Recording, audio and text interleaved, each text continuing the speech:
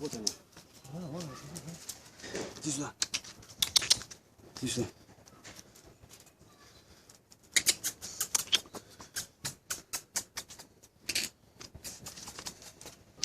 Ты ее снимаешь, да? Смотри, как ушла быстро. Ну, пару слов, Роман. Что мы здесь только что видели? Мы видели ребенка дракона. Это белка рыжая. Понимаете, у этих драконов прошла мутация. Мы говорим тихо, потому что эти белки очень сильно чувствуют звук. И когда говорит человек громко, у нее могут разорваться эти перепонки в ушах. Поэтому надо говорить шепотом почти.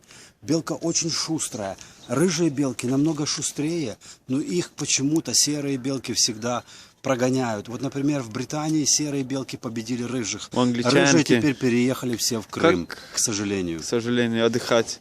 Может, даже не к сожалению, а к ихнему лучше, потому что здесь климат лучше, они гораздо, мышление у них лучше, поэтому они пришли в очень хорошие места, где люди платят деньги, как вы, это эти двое.